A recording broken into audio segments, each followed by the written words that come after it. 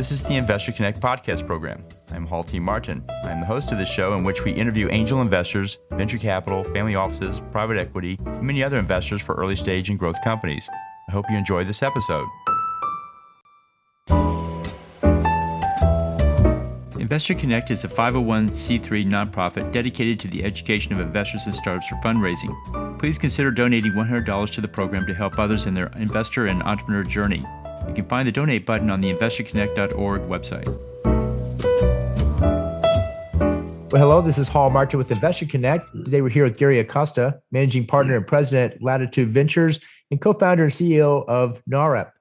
The LAT VC is a purpose-led venture fund that invests in early-stage U.S. Latino-led and owned businesses. And NAHREP is a purpose-driven organization that is propelled by a passionate combination of entrepreneurial spirit, cultural heritage, and the advocacy of its members. Its mission is to advance sustainable Hispanic home ownership. Gary, thank you for joining us. Hey, it's great to be here. Thanks for having me. Great. Well, let's always kick off with your background before investing in early-stage companies. Can you tell us more about that? Yeah, so I run probably the largest Latino business organization in the country right now, NAHREP, made up largely of real estate agents, brokers, mortgage professionals, people in the housing ecosystem. But I really consider myself more of an entrepreneur myself. I started off as a mortgage banker. I actually started a tech company about 20 years ago. So I've done a number of different things, mostly related to the housing industry over a number of years. Great. So what excites you right now? Well, I think right now it's kind of an interesting time, both in the market, but just in general. Obviously running a large Latino business organization, you spend a lot of time seeing how that market is performing.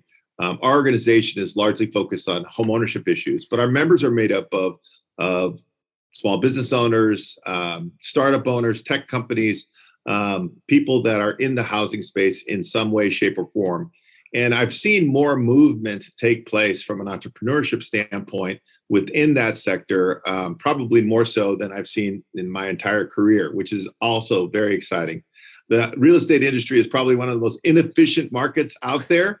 And to see it start to become a little bit more up to speed, up to the 21st century in terms of technology and so forth, I think is a really exciting thing. Well, great. Well, you see a lot of investors out there and a lot of startups out there. What's your advice for people investing in startups? What do you tell them to do before they write that check? Well, I'll tell you. So the thing you have to understand about the real estate market in particular is that it is still primarily a local market. It is a local market in terms of, you're dealing with local economies, but you're also dealing with a pretty highly regulated industry that is still relatively inefficient. And there's a lot of municipalities that have their own fiefdoms. And people have been trying for years to sort of standardize things.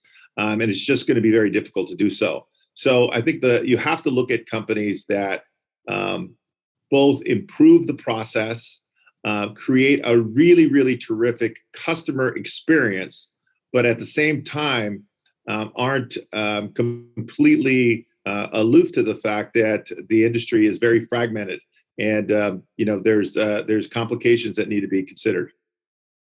Great. And so let's talk about the state of investing in real estate. How do you see the industry evolving from here? Well, I work primarily in residential real estate, and that's basically my expertise. And as I think all know, the market has been overheated for a few years, and that was exacerbated by the pandemic. I don't think any of us saw that coming necessarily, but now looking back in retrospect, we kind of understand what were the factors that kind of led to that.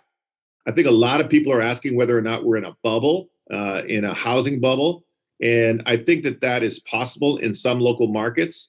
But overall, I think that the fundamentals in the market, the people who have gotten and qualified for mortgages, it's just a very different scenario than what took place in 2008. So I think we are probably in for a bit of a plateau, but we're probably not on a bubble in a more kind of, traditional sense. So what do you think is the biggest change we'll see in, say, the next 3 to 5 years? So I do think that, prop tech, fintech is going to probably have a bigger impact than it has over the last 20 years. And I do think the pandemic did accelerated a lot of that. So we're doing things right now that we frankly never thought that we would do. For example, online notaries, for example, digitizing that whole process was something that 5, 10 years ago just really seemed like a pipe dream. So we're going to see the market start to evolve from a technology standpoint in a way that we've been trying to see happen for the last 20 years. But I think there are certain things that took place over the last couple of years that are going to make those changes more permanent and accelerate the whole process of, I think, technology and just improving the customer experience by utilizing technology in the next 5 to 10 years, which I think is really exciting. In real estate in general, how fast do you think they will adopt new technologies like blockchain, tokenization, and the like? Well, I mean, I think that those things are obviously they're a force to be reckoned with, and I don't think they're something that can be managed easily. They have a life of their own. They don't have boundaries, and I think that there's a younger generation within the real estate community. Most of them are in the technology space to some degree that are going to really make, I think, the way for those technologies to emerge probably more quickly than we thought possible a few years ago. Great. And so, what is your investment thesis for the real estate sector? What do you think is going to be successful going forward? Yeah, so talking a little bit about LAT VC, let me kind of give you a little bit of a background about that first, if you don't mind. Sure. So I started this organization called NAHREP 20 years ago. It really evolved into something really interesting. But I always thought that there was an opportunity to take some of the fundamentals that we were able to succeed around, some of the pillars that we were able to establish with NAHREP and apply it to the broader economy. I crossed paths with a gentleman by the name of Sol Trujillo, who is this force of nature himself. Sol is, a former Fortune 200 CEO when he ran US West Telecom. And he went and led 2 other major corporations in Australia and in Europe.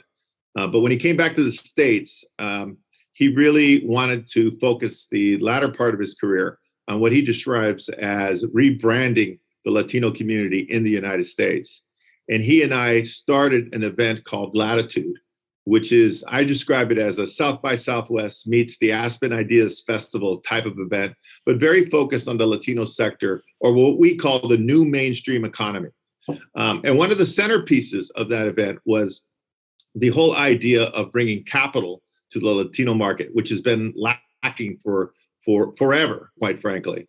And we organized an event within Latitude called Matchup, where we specifically wanted to bring Latino-led startups together with venture capitalists and other investors to try to stimulate that process.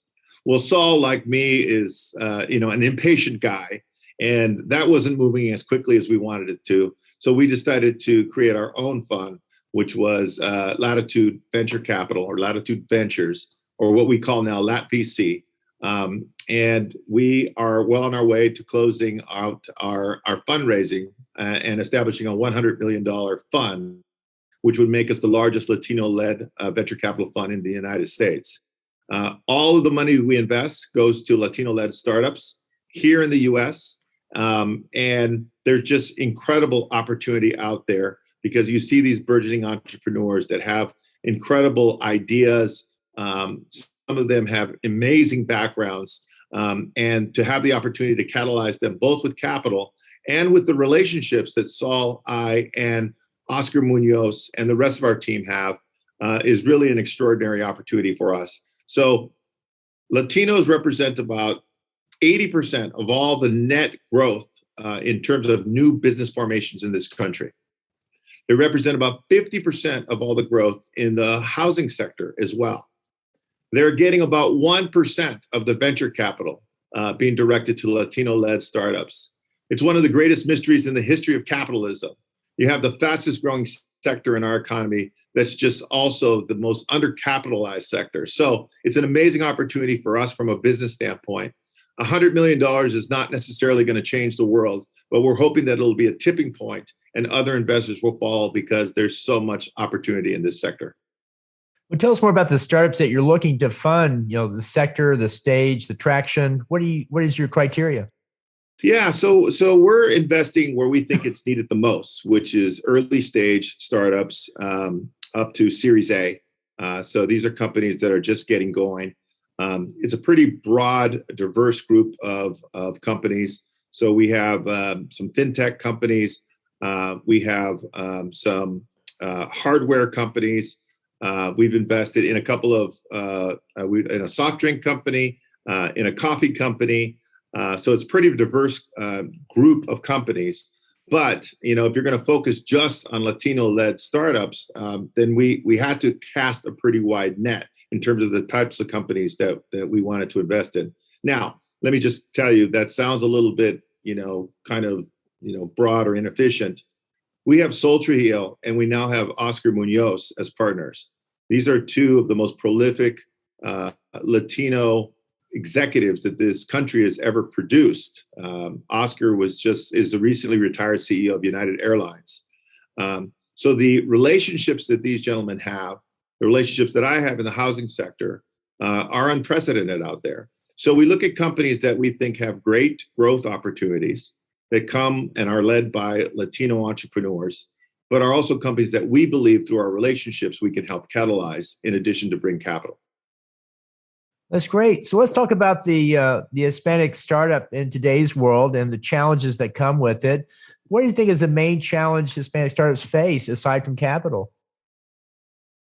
I believe that the two biggest factors in terms of seeing companies really grow and emerge are obviously, you have to have a great product.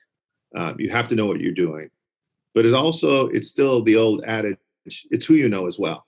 And I think that Latinos just don't have the relationships that other entrepreneurs are more likely to have.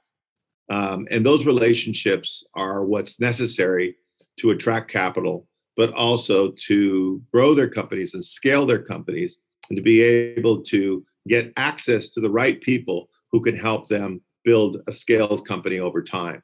This is a problem that we want to help solve as Latitude Ventures. But that, I think, more than anything else, is the reason why Latinos have had a harder time than others in terms of attracting capital and catalyzing their businesses. And what do you think is the challenge the investor faces in the Latino market? Well, that's interesting. I think there's a great opportunity for investors. Investors like to go with the safest bets possible, and they can do all the analytics that is necessary to make good choices and to have a good strategy. But you also like to have some comfort that who you're investing in has a great track record and reputation, and that that you're investing in somebody who is going to execute on the things that they've committed to. And if you're dealing with people that you don't really have a connection to, you don't necessarily have an understanding from a cultural standpoint of where they're coming from and what drives them and what their value system might be. Those are the types of things that make it more difficult to make those choices, frankly. It's the only reason I can explain why there isn't more capital flowing to the Latino marketplace. My advice for investors is, first of all, to take that extra step in learning more about the individuals that you're investing in, what their backgrounds are, where they're coming from, and what their opportunities are in terms of their particular sector. But I do think that there's great opportunities that are being unrealized now that we're hoping will be changed over the next few years. A moment ago, you mentioned that 80% of the startups are Latino-based or Hispanic. My question is, what sectors and applications in that group are you seeing success? I mean, we're seeing it in a number of different areas. Like I said, fintech is an area where I think there's great opportunity for growth within the Latino sector. When you think about who's driving consumer growth in this country, the youngest demographic that we have in the United States is the Latino demographic. It's 10 years younger than the overall population, 15 years younger than the non-Hispanic white population. So these people, even though it may seem sometimes that they're not as tech savvy as maybe other people, the opposite is actually true. Their adoption to technology is very, very high. So I think that fintech is a great opportunity for the Latino segment. We've invested in a company that's in the edutech space as well. When you think about the fact that Latinos are about 18% of the US population, but they're about 25% of the population under the age of 10, you start to realize, okay, there's a big opportunity in edutech as well. So I think those will, have some of the biggest opportunities out there for Great. growth. Sounds great. So in the last minutes that we have here, what else should we cover that we haven't? I think that there's a conversation that needs to be taken place within the investor community about where the growth segments are in this country, right? Where, the Latino segment, I think I made a pretty good case of how and why that has the best opportunity for growth in this country. You have a young population, a population that's no longer concentrated in just a handful of markets, but are now concentrated in many, many other markets throughout the country as well. Latino segment is definitely a growth segment. You've got other, demographics, Black population, also a growth population as well. Women entrepreneurs, an incredible movement that we see taking place in that regard. About half of the companies we're investing in are actually led by Latinas and not just Latinos. I think that just breaking down the demographics a little bit better, understanding, basically what's driving these demographics is something that I think the marketplace just needs to better understand. Great. Well, so how best for listeners to get back in touch with you? Well, I could be reached at, my email, Acosta at NAHREP, NAHREP.org. And you can learn more about LATVC at lat.vc. And you can learn more about NAHREP at nahrep.org. Great. We'll include those in the show notes. Want to thank you for joining us today and hope to have you back for a follow-up soon. Yeah, thank you for having me, and look forward to continuing the conversation. Me as well. Thank you. Investor Connect helps investors interested in startup funding. In this podcast series, experienced investors share their experience and advice. You can learn more at investorconnect.org. Paul T. Martin is the director of Investor Connect, which is a 501c3 nonprofit dedicated to the education of investors for early-stage funding. All opinions expressed by Hall and podcast guests are solely their own opinions and do not reflect the opinion of Investor Connect. This podcast is for informational purposes only and should not be relied upon as a basis for investment decisions.